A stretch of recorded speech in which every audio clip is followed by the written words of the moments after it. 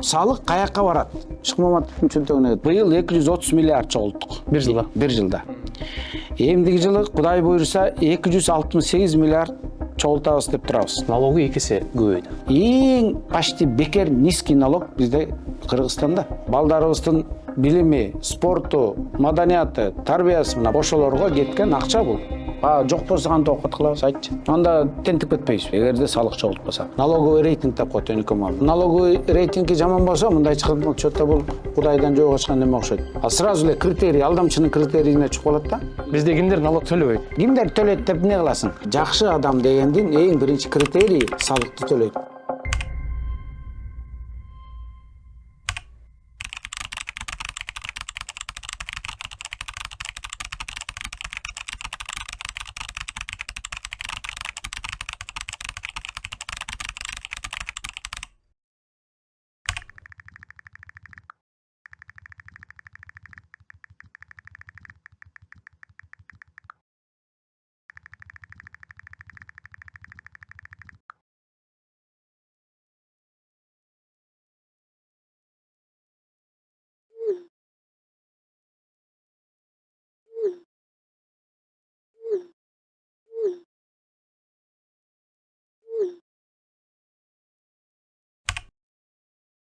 Урматтуу көрүүчүлөр, азыркы учурда биз Алмамбет Насыркановичке келдик, конок болуп келиңиздер, бүгүнкү маегибизге күбө болуңуздар.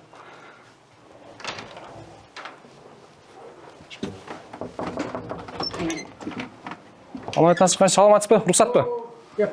Кандайсыз? Жакшы. Ден соолугуңуз жакшыбы? Алейкум ассалам. Жакшы. Жакшы, рахмат. Өзүңүз кандайсыз? Иштериңиз жакшыбы? Жакшы жүрөсүзбү? Жакшы. Аман эсен. Кандай? Жакшы. Шүгүр, рахмат. Кел ага. Сизге муну тагып коеюн. Тагасыңбы? Каягыма тагасың? Бияка такпайсың. Келиңиз. Жакшы жүрөсүзбү? Жакшы. Аман эсен. Кел ага. Боомда отур. Мен Ушунда музакка отур ала. Тиякың отургуң келип атабы? Жок, бул жактан эле. Кандайсыз? Жакшы. Эми көпчүлүк маектериңизди көрсөк эле жумуш боюнча бул эмне болуп атат? Налог. Анан өзүңүздүн ден соолугуңуз кандай? Үй бүлөгүңүз кандай болуп атат? Жакшы жүрөсүзбү? Ден соолук жакшы, Аллага шүгүр жакшы. Алтысан аман жакшы жүрөбүз. Кудайга шүгүр. Орозо кармап атасыз? Орозо кармап атабыз. Кыйналган жоксуз? Эми орозонун касиети бар да. Алланын улуу айы да. Ушул айда бүт шайтандардын баары камакта болот дейт. Ошон үчүн жанагындай адамдар урушкандар элдешип, таарынышкандар кечиришип, берин жакшы сөз айтып баары бирине. Жаман ойлобой, жаман сүйлөбөй деп айтылат турбайбы? Көрсө ушул ыйык ай баарыбызга, ошол мусулман баласына ыйыкта. Ошол ыйыктын касиети колдоп атабы? Сезген жокмун? Жакшы. Эми угушубуз боюнча туура уктукпу же туура эмес уктукпу, ушуну тактагым келип атат. Мен жеке өзүмө кызык болуп атат да. Сиз 5 убакыт намаз окуйт дейт. Ооба. Канча болду намазга жыгылганыңызга? Сыр болбосо. Жок, эми бул жерде чоң күнөө болуп калбайбы намаздан алдаса. 18 сентябрда баштагам. Жакында эле. 18 сентябрда. Ага чейин жума намаз, баягы орозо тутуп, келме келтирип. Мен өзү кичинекеймен эле бала кезимен чоң энем байкуш раматлык жатаарда келме келтирип жаттычы.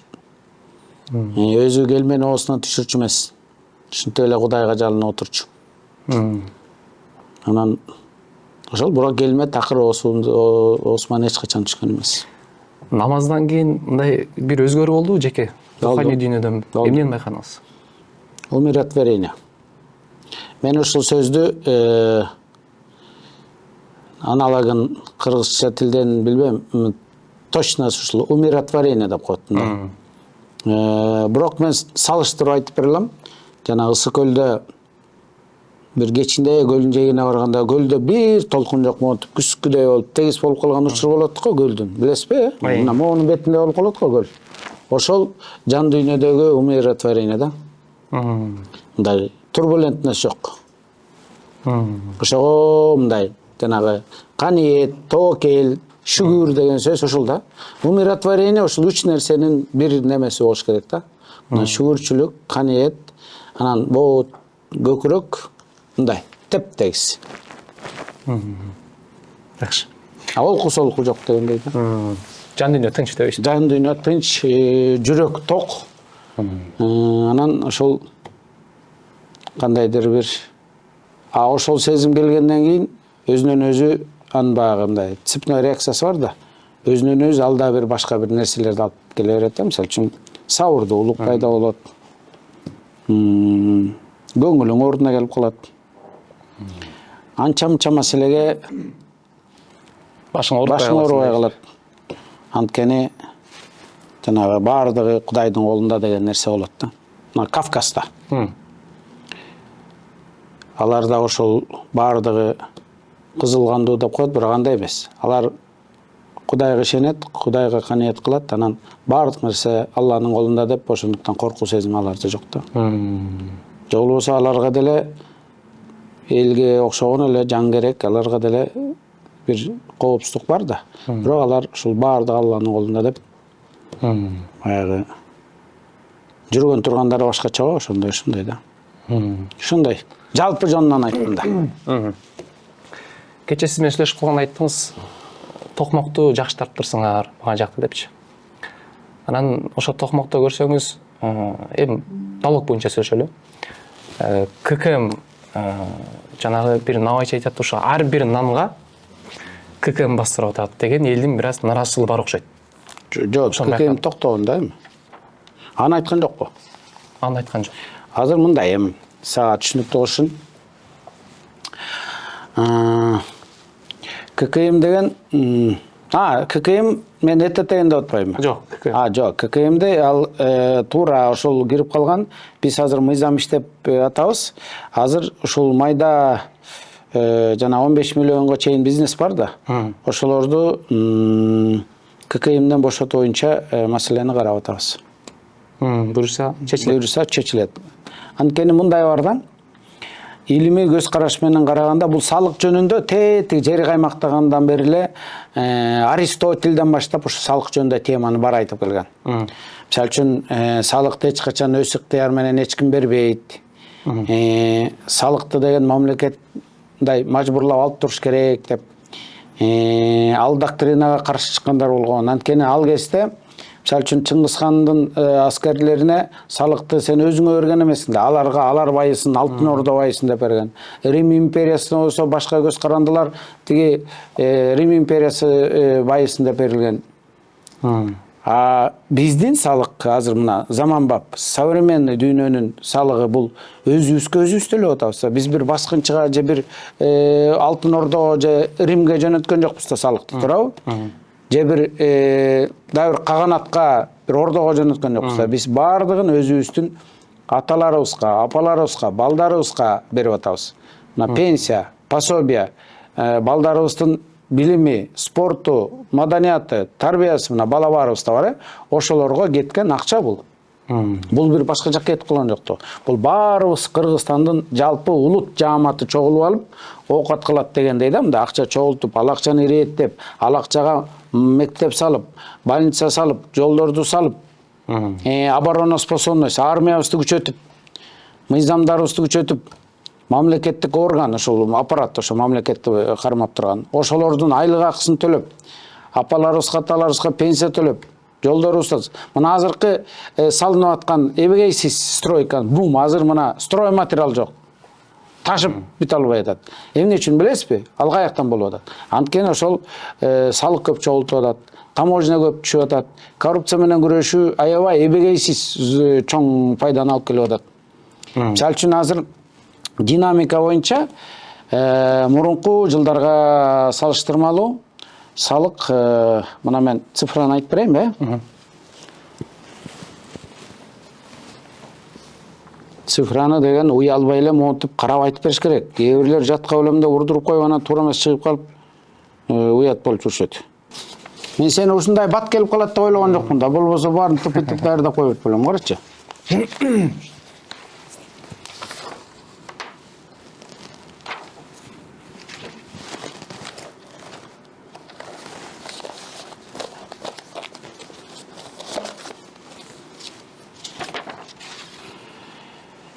Эми айтор жерде жок экен. Айтор. Кыскасын айтканда, азыр биз жылына 200 мына быйыл 230 миллиард чогулттук. Бир жылда. Бир жылда. Эмдиги жылы Кудай буйруса 268 миллиард чогултабыз деп турабыз. План. Эми планга жетебиз. Анткени 2 айда, ушул 2 айда январь, февралда пландан ашып кеттик 4 миллиардкачы. 41 миллиард чогултуп койдук. Бул мурдакы жылдары, мисалы үчүн 4-5-20 жылдары бул 150 миллиард ушундай эле. Азыр абдан аз болгон да. Азыр эми көбөйүп аткан себеби эмнеде деп болуп калышы мүмкүн да. Бул биринчиден мамлекетте темирдей тартиптин орноп атканы биринчи эсепте. Мурун деген мындай болгондо, ар бир особенно крупный бизнес, жана чоң ири бизнестер, салык менен сүйлөшүп антип жанагындай серик схемалар болуп, коррупциялык схемалар аябай көп болгон. Ошондуктан бюджетке түшпөй башка жакка түшүп калып аткан да. Серик схемалар. Азыр ошонун баардыгы жана күнөөгө кылып атасыңар. Ал камалды, бул камалды, муну жоопко тартты, тиги мынтип деп ошонун баардыгы эле өзүнүн жемишин берип атат. Анткени канча деген бизнесмендер аны көрүп кокуй деп тийбей жөн жүрүп калып атат. Мисалы үчүн мындай да, бир кылмышкердин жазаланганы миңөөнө сабак дейт, туурабы? Ошо канча деген адам көрүп кокуй, мен да мунун кейпин кийип калбайын деп оңолуп калып атат. Акча монтип мамлекетке түшүп атат. Бул динамика, бул токтобойт. Эмдиги жылы мындан да көбөйөт, мындан да көбөйөт, мындан да көбөйөт. Пока бир жана бизде тең көмүскө деп коет 30% болчу. Жалпы ВВПнын 30% теңде деп койчу да көмүскөдө. Бул өтө чоң эбегейс чоң сумма да. Ошол азыр биз ошону азыр тазага мындай обеление деп коет, мындай таза иштеп башташ үчүн ушул кадамдар жакшы эффект берип атат. Мына тазарып атат. 30%тен азыр түшүп келатат. Ошентип отуруп бир 0 болуш өтө кыйын болот. Эми ал даже эң өнүккөн мамлекеттерде дагы бир 0,0-1-2% баг кармалбай жүргөн бирин кармасаң бири дегендей ал эми социальный явление да. Бирок ошо минимум ошол болбош керек да. Салыктын баардыгы төлөнүп туруш керек. Мисалы үчүн айтып берейин менин. Архитекторлар. Сен атың ким? Мунарбек. Мунарбек, Мунарбек. Мына мен айтып берейин сага. Бизде кимдер төлөбөйт? Кимдер? Мисалы үчүн, сен сурасың, бизде кимдер налог төлөбөйт? Кимдер төлөйт деп эмне кыласың? Кимдер төлөбөйт деп сура. Бизде абдан көп архитекторлар бар. Ошолордун саналуусу гана төлөп, саналуусу төлөбөйт экен да. Анткени катталбайт экен, качат экен. Теперь суроо. Эмне кылыш керек ошону? Бир эле жобу да тартипке салыш керек да, туурабы? Анткени эмне үчүн баары төлөйт? Мына сен иштейсиңби? Сен төлөйсүң. Подоходный налог кайсы жерде ким иштебесин? Подоходный налогду айлыгыңды бухгалтерия кармап калат го. Ошол сенин салыгың. Ар бир адам салык төлөйт. Айлык алган адамдын баардыгы салык төлөйт. Жанагы сен айткан навайканачы ал эме бизнеси, ал бизнесин салык төлөйт. Баардыгы салык төлөйт. А эмне үчүн архитектор төлөбөш керек? Анткени биздин вазифа ошолорду таап, биринчи түшүндүрүү иштерин жүргүзүп, анан айын төлөп койчу. Уят. Сен деле болгон жаш балдар да алар. Молодец, жакшы чиет экенсиң, бирок төлөп кой. Деп ошол көндүрүп эптеп, баягы урушулбайт. Биздин саясат ошондой. Баягыдай карательный деген күчкө салуу орган эмес, наоборот түшүндүрүп, мыйзамдарды айтып берип, мен жакында кайрылуу жасайм ушул архитекторлорго. Төлөгүлө, жол жобосун көрсөтүп берем, кантип силер аларга бүт жеңилдиктер бар, ошо жеңилдиктерди пайдалангыла. Өзү негизи эл журтка аралаша турган болсок, бардык эле налогду көтөрүп салды. Анан ушундай маселе. Негизи адам налог төлөгөнү үйрөнүш керекпи? Биздин элди кандай карайсыз? Түшүнүктүү болуш үчүн айтып берейинби? Мына эң телегей тегис мамлекеттер кайсы? Допустим, Япония дейбиз. Япония дейбиз, Сингапур, Германия, Франция. Эң баягы населениясы жакшы жашаган, кубаттуулук деңгээли деп баягы илимий изилдөөлөрдө чыгат да. Ошолордо салык канча процент айтып берейинби? 25-30. Мына досторуңан деле жаштардын баары сыртта жүрөт бизнес кылып. Сурап көргүлөчү, силерде Германияда канча налог? Эң почти бекер низкий налог бизде Кыргызстанда. Бир чети ошо салыкты эң алды кармап жүргөнүбүз да жакшы болуп атат. Анткени көп бизнес бизге келип атат, сырттан келип, Кыргызстанда налоговый саясаты жакшы деп келип атат. Бирок бирөө чурулап койгон ушу кымбат деп эле, бүт анан кымбат эле, кымбат эле. Кымбат эмес, биздики эң арзан. Эми аны бизнес кылган адам түшүнөт. Москвага барса андан кымбат, Германияга барса тапкандын почти 50% салыкка төлөйсүң. Мына 100 сом тапсаң 50-син алып барып бересиң салыкка. И бир тыйынын урдай албайсың. Анан эми санкциялар боюнча. Санкция деген бул жана жазалоо да, штраф. Ошо штрафты санкция деп коет да. Санкциялар боюнча бизде дагы эң мындай болбогон санкция. Мындай мынтип эле, мындай кой деп койгондой эле да. Тигидерде жөн эле шымыжак каласың. Эгерде бир салыкты жей коем десең, бүттү, банкрот, жок болдуң. Алар ошол саясатты келтиргенде салыкты көп коебуз, анткени мамлекетти бактылуу кылып жакшы кылыш үчүн акча көп керек да. Ошондуктан ушул деп. Бирок эми ал жерде көп критерийлер бар. Коррупция да жок. Сарамжалдуу пайдалануулу деген бар. Ушундай да. Түшүнүктүү. Ошондуктан салыктын базасы бизде эң арзан. Кудайга шүгүр деш керек. Бирок бир маселе бар, салык маданияты жок бизде. Салыкты көбү неме деп түшүнөт. Мен көп байкайм да элдер менен жолукканда. Салыкты алардын ошо чөнтөгүнө кирип эле мамлекет мынтип жулуп алып эле анан жок, ал баарыбыздын милдетибиз. Өзүбүздүн коомубузга, жана мен башында айттым го. Мектептерибиз болсун, спорт залдарыбыз болсун, жакшы заманбап больницалар болсун, жолдорубуз болсун, самолетторубуз учсун, поезддарыбыз жүрсүн. Элдерге шарт түзөлү, билим берели. Мына сендей болгон жакшы азаматтар мына кесипке ээ болсун. Ушунун баардыгы салык. Эгерде салык болбогондо эмне болот эле? Салык болгондо мамлекет жарды болот эле. Мен билимим жок болот эле, сенин билимиң жок болот эле. Экөөбүз кой кайтарып бир эптеп оокат кылат элек жан багып.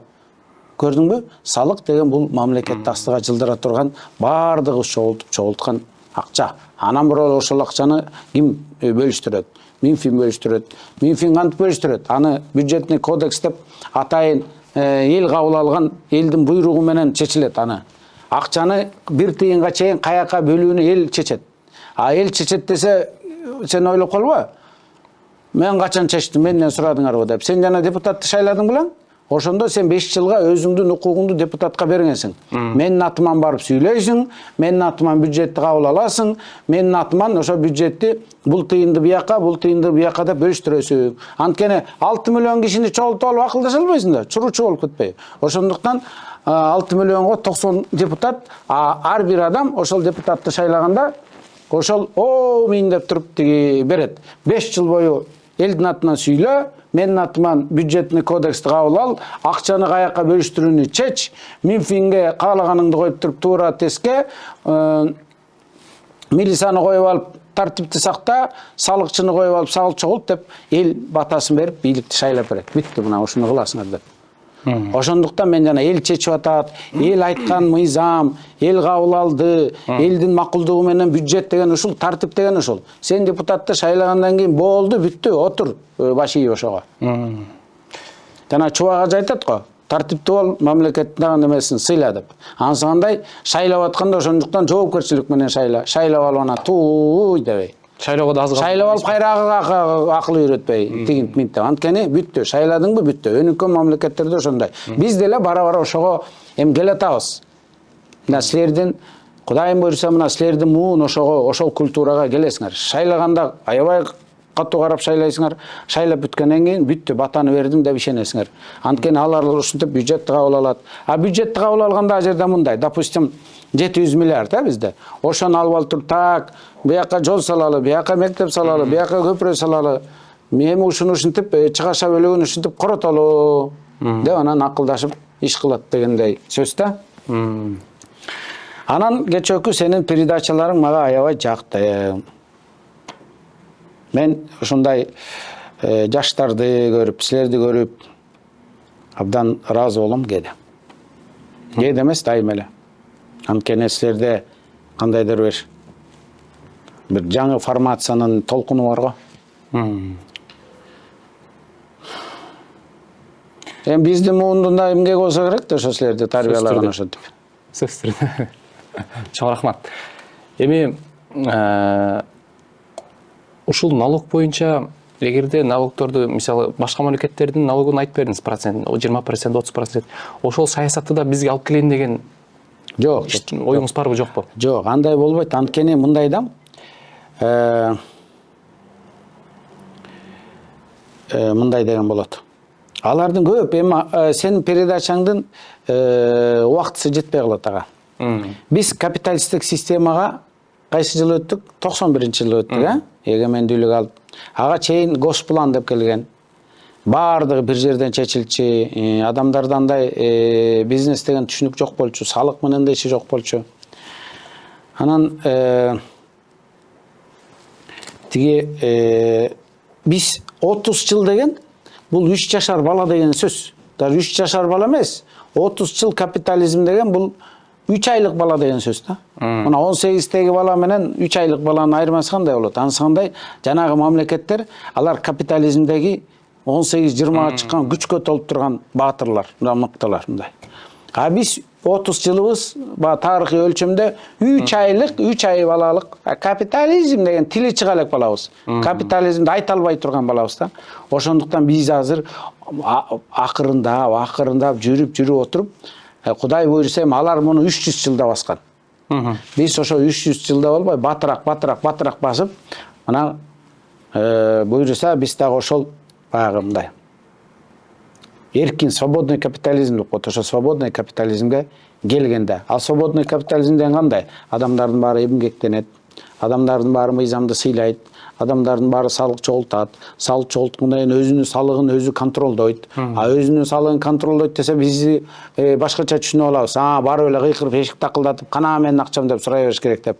Ал ошол жана 3 айлык бала дегеним ушул да, ушинтип түшүнүп алабыз.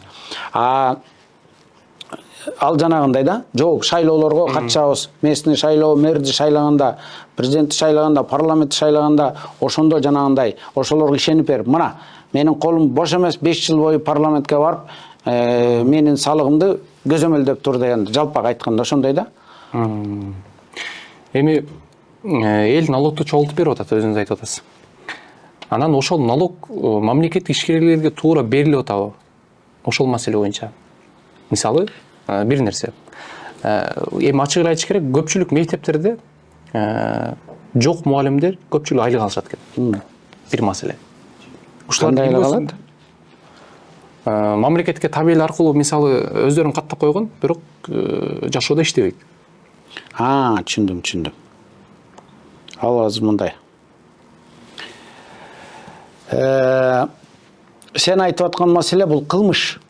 Аны менен эми укук коргоо органдары бирок мен ойлойм. Чогуу иштешесиздер да.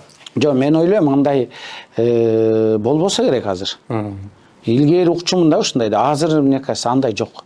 Иштебей эле анан айлык ала алып жүрө берген андай жок ошо. Болгон.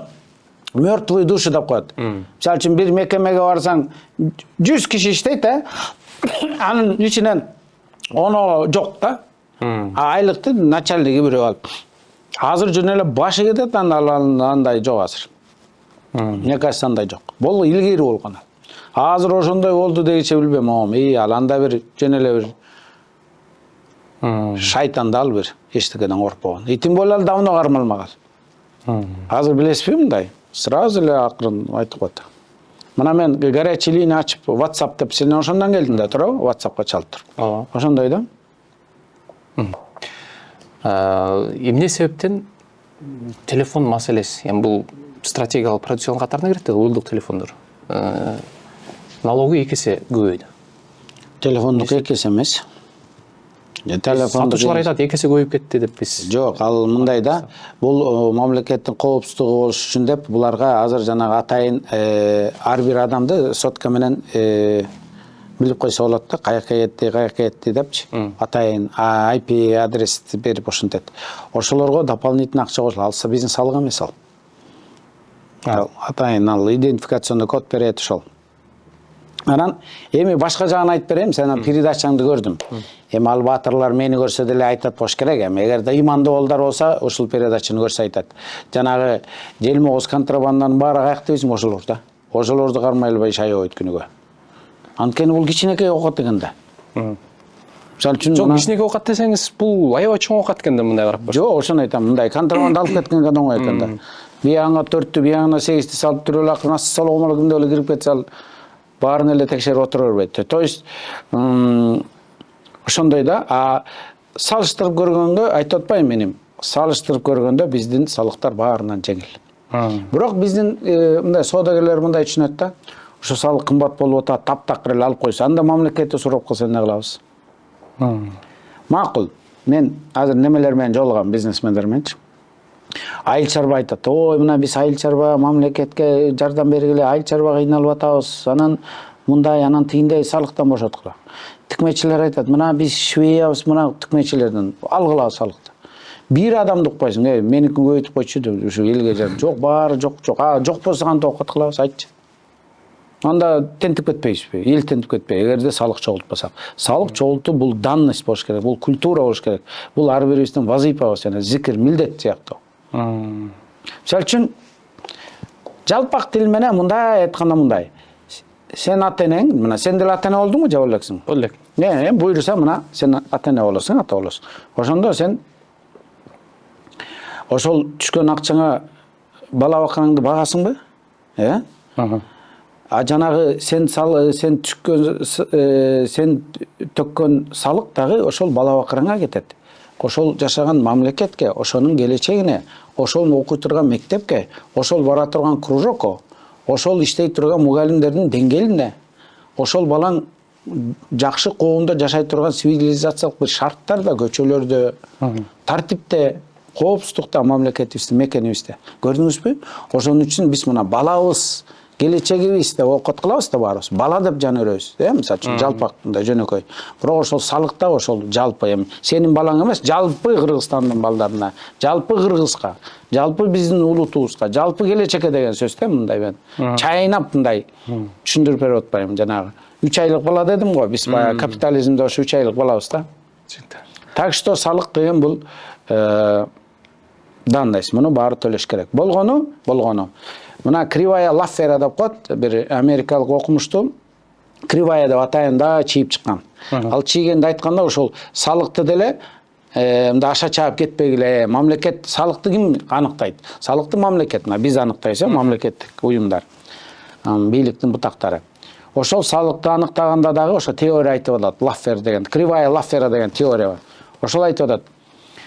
Эгерде мамлекет мына бат-бат жол салалы, бат-бат мектептерди жаңгыраталы, аябай жакшы кылалы деп аша чаап кетсе, ал мамлекетте экономика сурап калышы мүмкүн. Анткени бизнес кылуу оор болуп калат, невыгодно болуп калат, прибыль түшпөй калат, элдер көбү коррупцияга, банкротствого же болбосо серый схемаларга кирип кетет.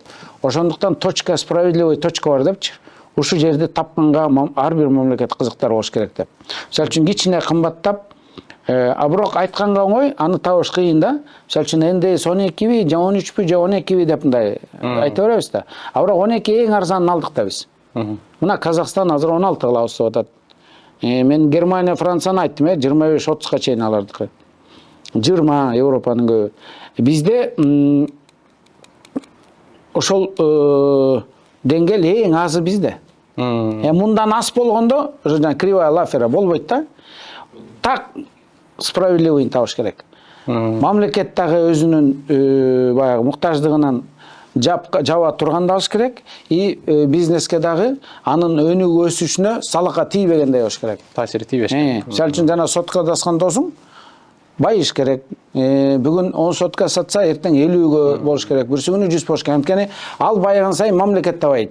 Анткени анын салыгы ал көбүрөөк салык төлөп баштайт да. Негизи жанагы арызданган эл бар го. Налогду көбөйтүп салы деп айтып атпайсызбы, наразы болгондор көп депчи. Мисалы, Кыргызстанда канча пайызы ошондой адамдар, негизи канча пайызы чоң бизнестерден налог төлөйт, анан канча пайыз майда бизде? Бизде мындай, жанагы майда деп атпайсызбы? Мына менде статистиканы жана көрсөтпөдүм. Көрсөттүмбү? 89% бул крупный бизнес төлөйт. А 9% жана майда бизнес мамлекетке түшкөнү. Бирок эмнегедир ошол ызы чууну салганда ошолор да.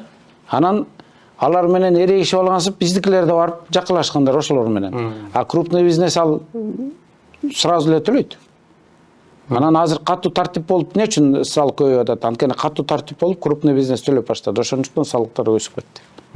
Анткени крупный бизнес эмне үчүн аз салык төлөп атат? Анткени мурункудай болгон анча-мынча баа туура эмес иштер болбой калды да. Азыр бул улуттук коопсуздук комитети Самчок Кыдыршаевич катуу тартип орнотуп, ошонун кесепетинен салык жакшы чыгып атат азыр. Анткени көп крупный бизнес мурдакыдай болбой калды. Лучше төлөйлү мамлекетке деп мамлекетке төлөп башташты. Мурункудай болуп, баягы мындай кандайдыр бир бүдөмүк иштер болбой калды да. Түшүнүктүү. Башына келгенде жанагы азыркы бензиндерге налог кошулду да азыр. 1 сомдон, 1 литрге.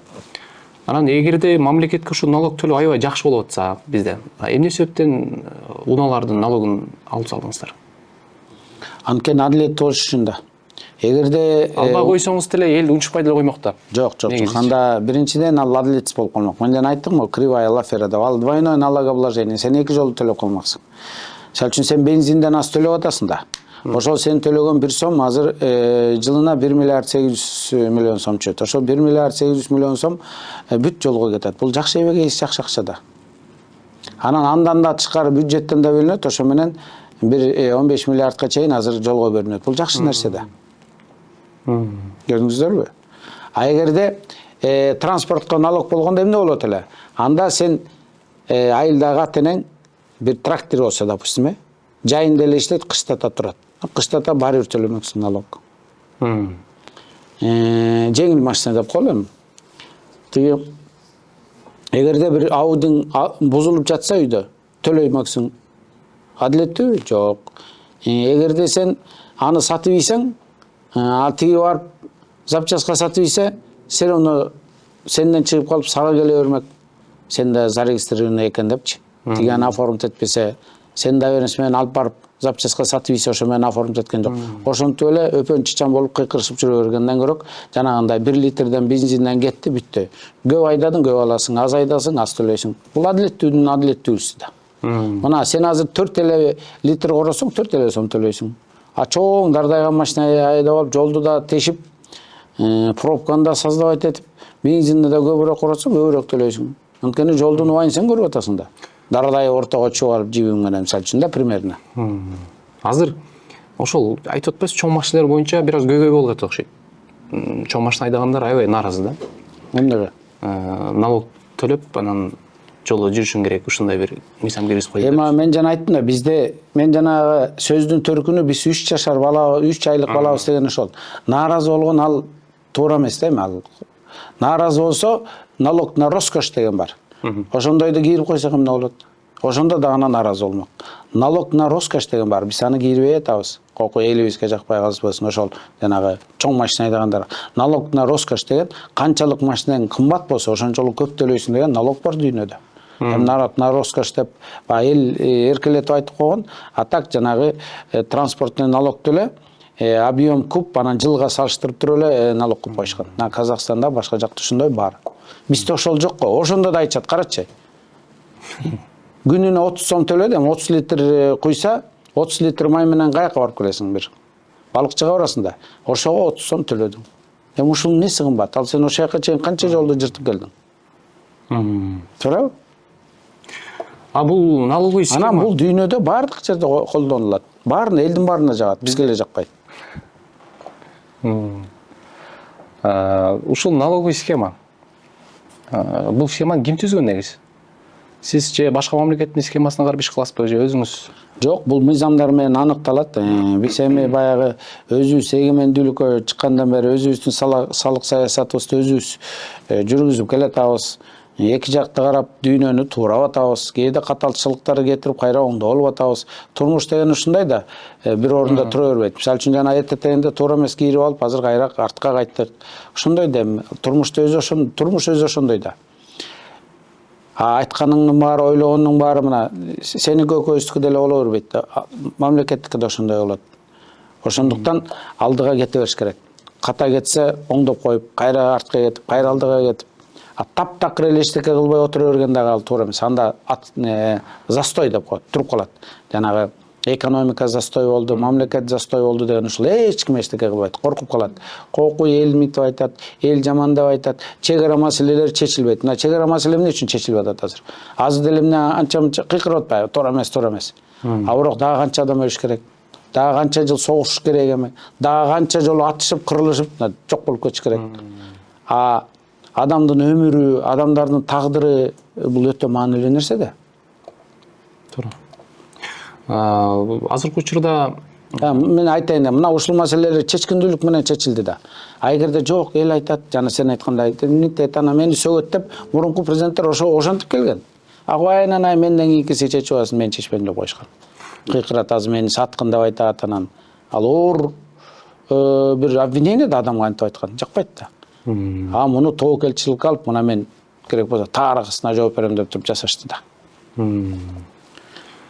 Бул азыркы учурда налоговый салык кызматында сиз үчүн эң оор маселе эмне болуп атат?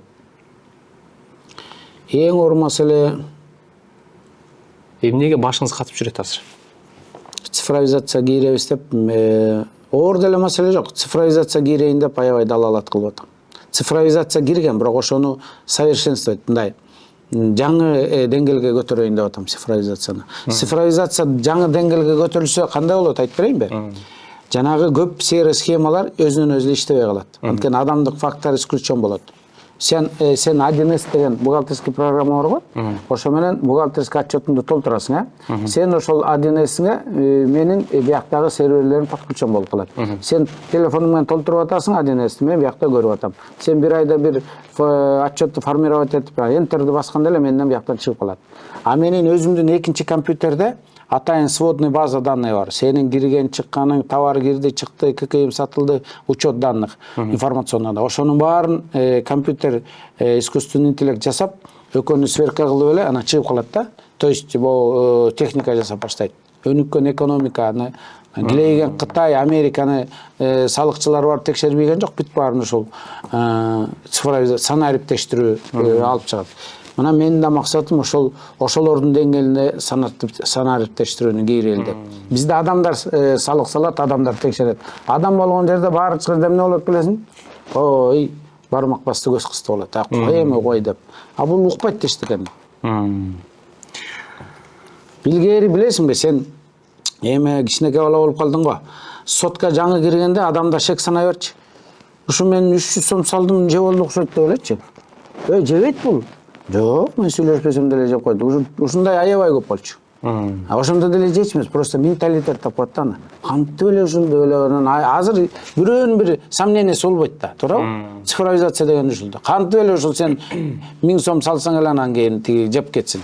Желбейт да. Мурунда ушундан шек саначыбыз. Чотта мен 200 сом түгөнүп калды. Каяка арыстанарын билбей, анан али жок телефон керек болуп, көнүп азыр ал маселе. Ал жагынан кичине 3 айдык баладан көтөрүлүп калдык. 1 жашка чыгып калдык дейби. Түшүнүп калдык. Анан азыркы заман талабына жараша бизде блогерлер аябай көбөйдү да. Анан ошол блогерлерге салык салуу деген бир маселе бар окшойт. Анан аларга кандай салым кылат? Эмне негизинде? Мисалы, бир блогердин 50.000 подписчиги болсо, 50.000 подписчикке жараша. Азыр кошуна мамлекеттерде ушул боюнча аябай болуп атат да. Анан алар блогерлерди көрүп атасың, айтып атат, бул миллиардтар каяктан алып чыгып койдуңар деп. Анткени алардын блогердин тапкан кирешесин эсептөө мүмкүн эмес. Андай техника пока чыга элек да, чыгар, пока чыга элек. Мисалы үчүн алар өзлөрүнүн жарнамасын оформить этип, ЭТТ аркылуу өткөрбөйт. Алар мыйзамдагы милдеттүү эмес. Ошондуктан оптом эле налог салып коюп атат да. Биз болсо өзүбүздүн саясатыбызда ошол блогерлерге тийишпей туралы деп атабыз. Эмнеге? Анткени блогерлер мамлекеттин партнеру катары көрүп атабыз. Эмнеге дебейсиң? Булар жаштарга блогерлер мотивация берип атат, жакшы контенттерди көрсөтүп атат, туурабы?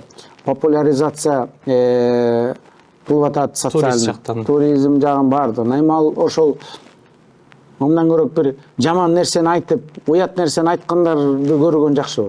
Андан көрөк тигилер ошолорго, тиги жаман нерселерге беркилер противовес болуп, бул контент эгерде блогерлер болбосо, жалаң жаман нерселер ээлеп кетсе эмне кылабыз? Туурабы?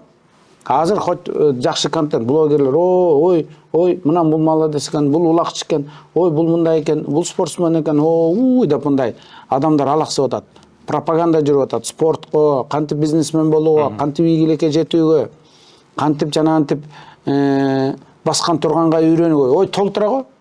Ораторский искусство кантиш керек, англисчаны кантип үйрөтөбүз. Ошонун баардыгы мамлекеттин бир партнеры катары иштеп атат да.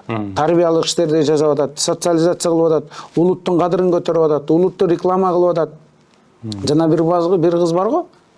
Кыргызымдын жигиттери мынтип сүйлөбөйт деген. Мына ошол кызга, наоборот, биз төлөп экөөбүз төлөп беришибиз керек да. Кыргыздын жигиттери деп реклама кылып атат. Примерно көрдүңбү? Ал байкушту наоборот салык төлө дебейт.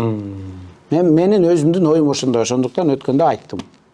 Ушундай болобуз. Биз пока салыкты төлөйбүз. Салыкты балким алабыз. Ошол блогерлер менен аябай көп болуп эле ашып ташып эле анан кийин. Ошондуктан жаңы тил чыгып келаткан тармактарга пока тийишпей эле турбайлыбы?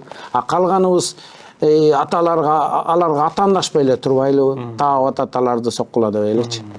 Блогерлерибиз бүт жаштар экен, өзүң окшогон. Турсун буттарына, оокаттарын кылсын. Анан көрө жатарбыз дегенде, балким өзлөрү келер. Азыр деле төлөш керек, жана өтө арзан да бирок. Анын үчүн шарты бар, жана креативный индустрия деп коет го, парк креативных технологий. Ошо парк креативных технологияга барып президент болуш керек, катталыш керек. Ошо катталып койсо эле бүттү. Аз төлөйт, мизер. Зато ачыктан ачык айтат. Мына мен салык төлөп атам. Негизи элечи ким? Мындайда салыкты туура төлөгөн киши өзү бул кандай адам деп сурайт го. Ошондо өнүккөн мамлекеттерде кандай адам дегенде, жакшы адам дегендин эң биринчи критерийи, жакшы экенин кантип далилдейсиң дегенде эң биринчи критерий салыкты төлөйт. Салыкта карызы жок деген бул биринчи показатель. Мисалы үчүн кандай адам жакшы, калп айтпаган адам, кандай адам жакшы, пейлигенен жакшы, кандай адам жакшы, бирөөгө бир жамандык каалабаган адам жакшы, кандай адам жакшы. Ушул жардамын аябаган жакшы. Кыргыздын бир моральный баалуулуктарында, нравалык баалуулуктардын ушундай бар го. Кандай адам жакшы болот дегенде, момдай деген ар бир коомдун өзүнүн моралдык талаптары болот, Алар кээде бири-бирине окшошпойт. Мисалы үчүн биз ата-энени сыйлаш керек, ал бул деген өзүбүздүкү бар го. Башка кээ бир элдерге таң калабыз, алар да мындай экен, тигиндей экен деп. Бизде ошол коомдук моральный стандарты да. Ал тиги салт менен келген, дин менен келген, ошентип калыптанган да. Эми ошол моралдык биздин баягы коомдук талап да, моралдык талап да. Ушул маданиятты да өнүгүш керек да. Бул салыкты төлөйт деген. Салыкты төлөйт деген бул жалпы мамлекеттик жааматка өзүнүн үлүшүн берет деген сөз. Мына жалпы тилинен айтканда ушундай. Мамлекет жалпы жаамат болсо, коом. Ошол коомго өзүмдүн үлүшүмдү таза берген киши ушул жакшы адам деп билсек да. Мисалы үчүн мен айлыгыман бухгалтерим кармап дайым подоходный налогду берип турабыз. Сеникин да берип турасың. Жана кезде налогду бербе десе, ал кичине туура эмес. Анан бизнесмендер дагы бири-бири менен карым-катнаш түзгөндө рейтинг деп коет.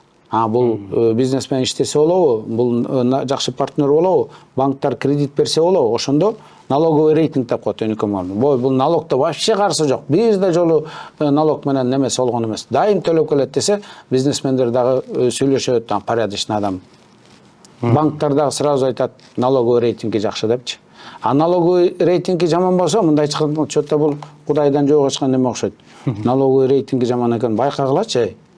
Алдап кетпесин деп мындай. Сразу эле критерий, алдамчынын критерийине чыгып калат да. Чөтө бул жюриге окшойт деп. Жакшы налог төлөсөк, демек моралдык маданиятты кетпейт. Бул анткени мындай да, биринчи ошо оңгусу. Салык каякка барат? Салык эми Шыкмаматовдун чөнтөгүнө кетпейт. Салык деген бул жалпы сенин балаңа, менин балама, жалпы коомубузга, келечегибизге, өзүбүздүн мамлекетибизге, армиябызга кетет, солдаттарыбызга кетет, укук коргоо органдарына кетет, билим берүү тармагына кетет. Ошондой баатырлар. Бизде аябай резонанс болуп атат бул маселе. Абхаз, Армения, ошол номердеги унаалар боюнча сиздин оюңуз. Анан бир адам каттай турмаса 100 канча миң төлөш керек дейт. 100 миң болчу, ошону түшүрүп бергиле деп, Алар айтып атат, биз баарыбыз таксист болуп иштеп атабыз. Ошону түшүрүлгүлө деп. Негизи бул жерде кандай десем? Бул жерде спорный дегени мамлекет дагы туура айтып атат, тиги адамдар да туура айтып атат. Мамлекеттин туура айтканы баягы мыйзамды сыйлагыла, силер мыйзамды жок алып келип, оформление кылбай эле ошол номер менен айдап жүрүп атпайбы. Андай болбойт, растаможка кылгыла дегенде баягы ызы чуу болгон, билесиңерби? Андан кийин президентибиз бул маселеге көңүл буруп аябай. Муну жөнөкөй бар мыйзамдаштырган. Бирок мыйзамдаштырганда жанагындай ставка коюлуп калган. Эми алар ошо ставканы да жок кылгыла деп атат. Азайткыла деп атат. Ставка канча сом бул? 100 000 сом деди. Мен ал бизге карабайт алар. Бизге тиешеси жок да. Бирок ошону аны эми өкмөт жеке оюңуз. Жеке оюм аларды колдосо болот. Ал болгону бирдай эскертүү менен да. Мына азыр 100 000ден, допустим, 50 000ге түшүрдүк. 50 000ди төлөгүлө. Бирок анда деле чыгат, көрөсүң. Эле болбойт, ал таптакыр деп элечи. 0 кылгыла дегендер чыгат. Анысыкандай ал эгерде чын-чынына келгенде алар мыйзамды бузган. Бирок мамлекет макул эми ушунча адамды эми ушундай болуп калыптыр, эми болуптур дегендей да, жанагы жер басып алса амнистия болуп кетип атат. Кылмыш кылса амнистия болуп кетип атат. Карыздарын кечирип атабыз. Бирок бул дагы дайым улана бербеш керек да, тартип болуш керек. Бирок мейли, муну акыркы жолу болсун балдар, мындан ары Абхазия дегенде оюнуңарды койгула. Бул акыркы болсун, бул машиналар өзүңөр деле калсын, буйрусун, бүттү, окат кыла койгула. Бирок жанагындай төлөп койгула. 100 деген чурулдап атышат. Анда 50 деп 50ге түшүрүп койсо болот. Бирок 50 десең эми кайра келет да, 15 кылгыла, болбойт. Чур дешип. Түшүнүктүү. Сизге чоң рахмат анда. Ишиңизге ийгилик болсун. Элден үмүттүү сиздерде. Албетте ишиңиздерди эл баалайт. Аны балким элге бир кабыл тилек болсо айтып алсаңыз болот. Учурдан пайдаланып. Балким кайрылууңуз бар кыскача. Жок, эми бүгүнкү мына аялдарыбыздын эртең майрамы да, ошо майрам менен чын жүрөктөн куттуктайбыз. Мен да бүгүн өзүбүздүн коллективди куттуктаганда айттым. Ушул аял эркекти Кудай Таала бирине бири шайкеш кылып жаратканда. Бизде жок, бизде бар нерсе аял затында жок. Аял затында жок нерсе бизде бар шайкеш да, баягы күн түн, жаман жакшы дегендей да. Бизге кара күчтү берсе, аларга эмоциялык баягы күчтү берген. Бизге каттуулукту берсе, аларга жумшактыкты берген.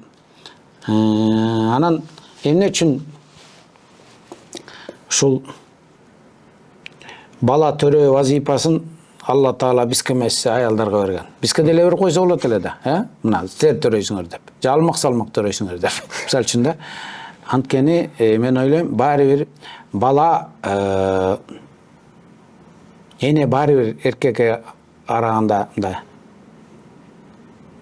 таза го дейм. Биз баягы бирөөнү капа кылып коюшубуз мүмкүн. Эркек бизде күч бар. Сабап коюшубуз мүмкүн. Мушташа кетишибиз мүмкүн. Биздин милдет короо да, сырткы душмандардан деп, адам баласы.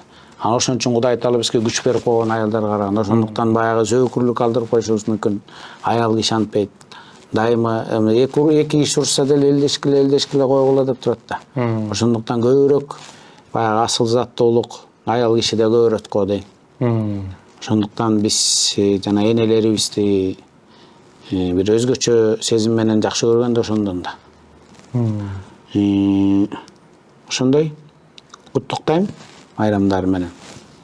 Сен дагы ошол апаңды, жакындарыңды үйлөнө элек турбайсың ба? Болочок келинчегиңди куттуктап кой. Ошол баардык аял затты куттуктайбыз. Элибиз болсо эң негизгиси бөөдө кырсыктан тышкары болсун, мамлекетибизде табигый кырсыктар болбосун. Булайым мына азыр ыйык орозо айында отурабыз. Айтылган тилектердин баардыгы, элибиздин тилектеринин баардыгы кабыл болсун, дубалары. Азыр көп айтат, элибиз ынтымактуу болсун, мамлекетибиз бүтүн болсун, келечегибиз ушул гүлдөп өскөн, жаркырап өнүгүп өскөн мамлекет болууга насип эт деп айтабыз. Мына мен күнүгө ошентип айтам. Элибиз ынтымактуу болсун деп айтам. мамлекетибиз гүлдөп өскөн мамлекет болууга Алла таала насип эт деп айтам. Анткени ошол эл бактылуу болсо, ошол мамлекет жакшы болсо, менин келечектеги балдарым дагы, урпактарым да ошол эл, ошол мамлекетте жашайт да. Биздин ата бабанын арбагы дагы ошентип ушул элибиз деп жүрөт да. Ошондуктан ар бир инсан жүрөгүнөн ушундай тилек чыгарса, ошонун баардыгы ылайым кабыл болот. Анткени миңдеген тилектер айтылат ушинтип күнүгө. Ошол тилектер кабыл болсун, элибиз ынтымактуу болсун. Анан Кудай буйруса, баардыгыбыз бир муштумга түйүлүп, ынтымактуу болуп эле турсак, баардык кыйынчылыктарды жеңебиз. Мына ынтымагы жок элдерди карагыла, кандай болуп атат, ынтымагы бар элдер кандай болуп атат. Мына карачы, согушуп атышат, мен туура деп бири-бирине куралдарды атып атат. Главный согуш болбосун, ынтымактуу болсун, силерге окшогон жаштар көп болсун. Айтканыңыз келсин. Чоң рахмат сизге. Сизге де ишиңизге ийгилик, үй бүлөлүк бакыт каалайбыз. Рахмат.